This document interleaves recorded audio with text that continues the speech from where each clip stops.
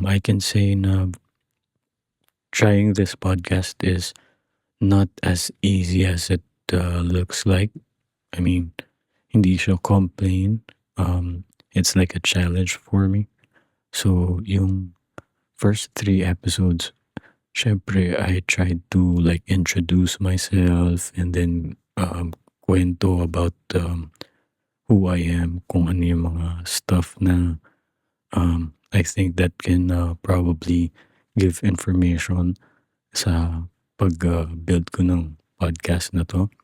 So, going into episode 4, syempre I would want to like put a structure in the podcast.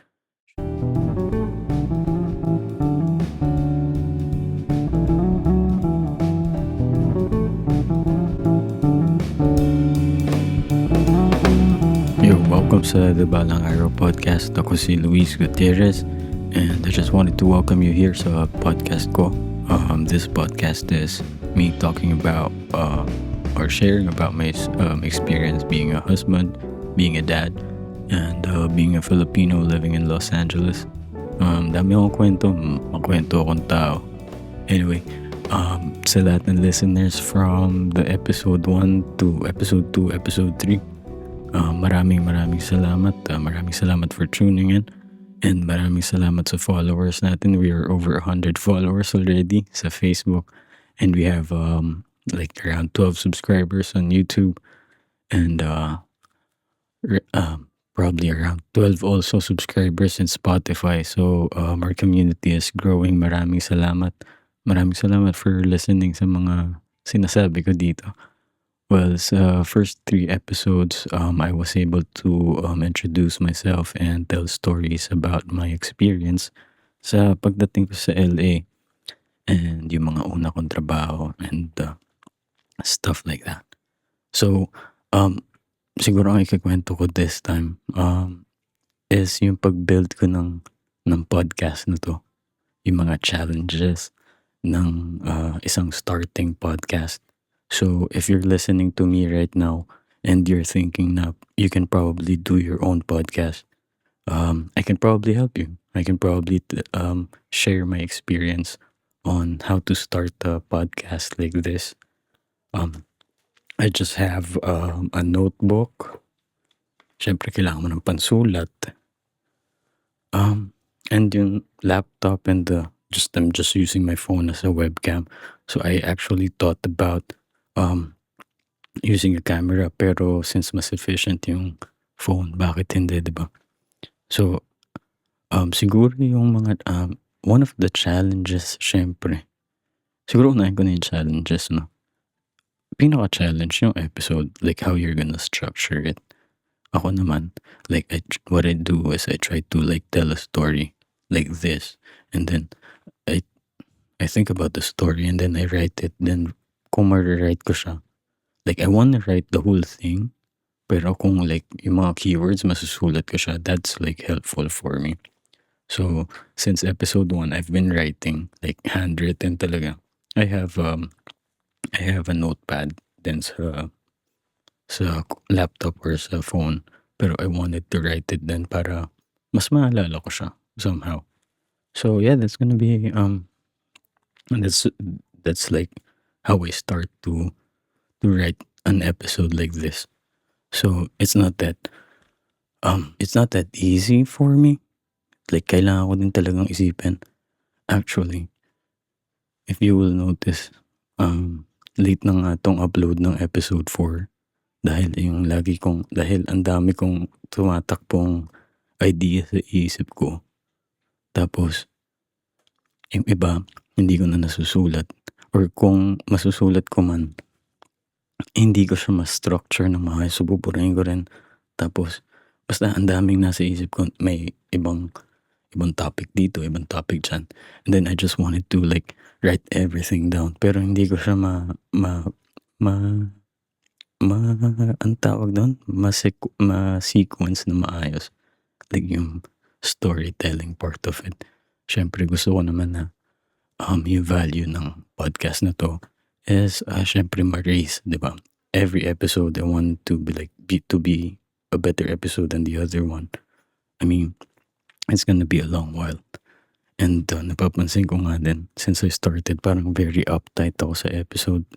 Uptight ba yung tawag sa ganun or ewan ko, very tight yung dating pero I wanted this episode to be like a relaxing um podcast. It's like a podcast na you would actually listen while chilling, reading a book, well, not reading a book or I don't know, while you're washing dishes or while you're driving. So that's the goal. Or siguro pag nighttime, you're chilling, you're mellowing down. So this is yun yung parang goal ko sa podcast. So, um, so yun is a challenge, syempre. Is yung pag-write and pagbigay ng value sa writing na yun. I can say na trying this podcast is not as easy as it looks like. I mean, hindi siya complain. It's like a challenge for me. So, yung first 3 episodes, syempre, I tried to like introduce myself and then kwento about who I am, kung ano yung mga stuff na I think that can probably give information sa pag-build ko ng podcast na to. So going into episode 4, syempre I would want to like put a structure in the podcast. Syempre I want this podcast to be like chill podcast na papakinggan mo lang. You can set it on the side, di ba? Pero syempre gusto ko din lagyan ng value. Of course, you listening to this podcast, I wanted to thank you syempre for spending time listening to me, you know. Syempre yung value ng podcast ayoko din namang mababa dahil gusto ko ng chill. Alam mo yung very confusing or challenging yung part na yun. Yeah, so for from the listeners, ikaw, do you actually listen to this podcast sa YouTube or sa Spotify? Ano ba mas magandang layout? So this podcast, merong video and audio. Yung video and audio niya is available on Spotify and YouTube. Tapos kung trip mo naman na audio lang, edi you can go on Spotify. Ako mas prefer ko minsan pag nakikinig ako ng podcast. Is Spotify ko na lang.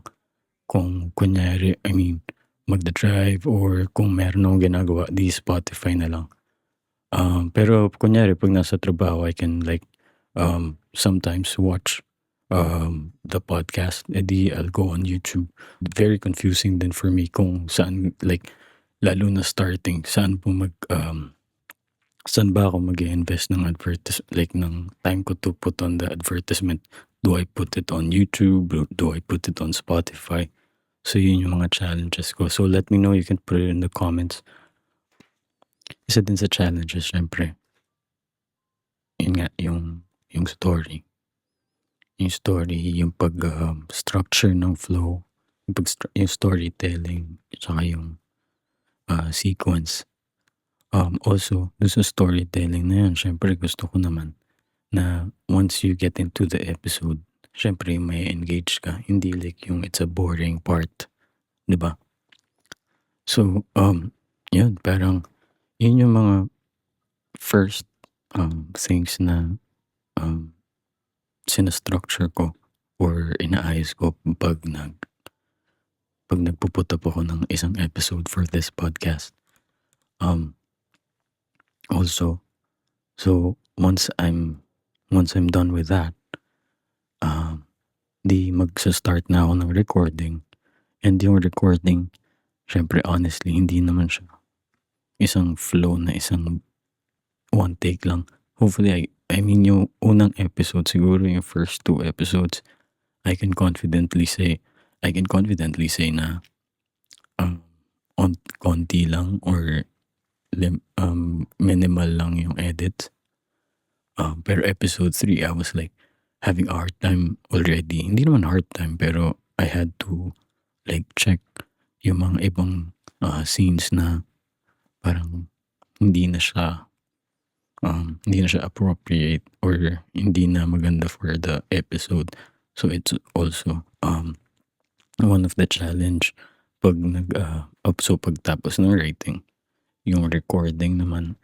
Tapos, once you're done with that, so kunyari nakuha ko na yung buong recording na yun, I will now format the podcast. Ilalagay ko na siya sa software na ginagamit ko, para ma-upload sa Spotify and sa YouTube. Tapos, once meron ng na-upload na once na-upload na yung mga episodes on those platforms, susunod ko na siguro, I mean, etong for the past 3 episodes, ang ginawa ko, nag-cut ako ng mga shorts, naglagay ako ng captions, tapos post sa ibang social media. I also tried to put up a page that will show all the links papunta sa mga social media websites ng The Balang Araw Podcast.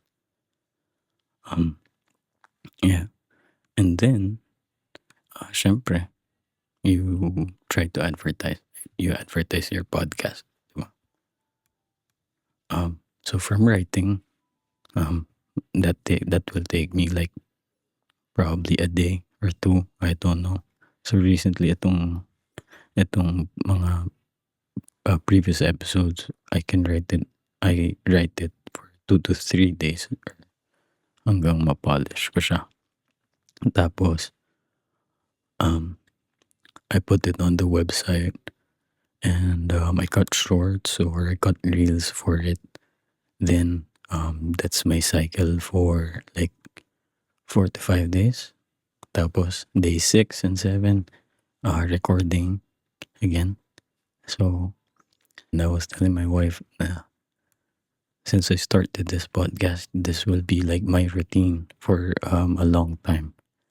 I will record and then post stuff and then try to advertise the podcast and try to think of then set the next episode. Ang idea is if I can bank more episodes, diba? Like a single recording, I can bank in like 2 to 3 episodes. So that is something probably I can do soon once I can get comfortable and once I get better in storytelling. So yeah, ito yung parang isang isa sigurong challenge for me now, giving value to this podcast and making this podcast better than the previous episode.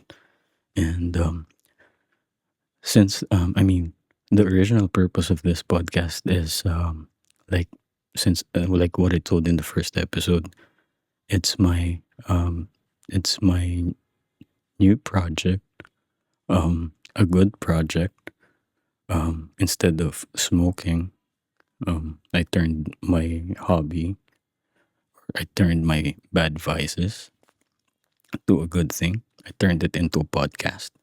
So now, just want to share also, it's October 27 and it's over a month now. A month and 16 days without smoking cigarettes. So, yeah. Congratulations to me if you're listening to me and you're trying to quit cigarettes also. It's about time, pare. Yeah. So if you have bad habits that you would want to quit, you're thinking about quitting or getting rid of, hopefully you find a good thing to replace that bad vice. So, yeah. Maraming salamat sa pag-listen sa The Balang Araw Podcast. This podcast is available sa YouTube, sa Spotify, and if you can follow the page sa mga socials natin, we have our Facebook, Instagram, TikTok, and I'll put the socials in the descriptions. Also, maraming salamat. Alright. Well, that's it for me. Thank you so much. Maraming salamat for listening sa The Balang Araw Podcast. Ako si Luis Gutierrez. You can follow the podcast on Spotify and on YouTube. We also have our socials in Facebook and Instagram and TikTok. Maraming salamat and see you next time.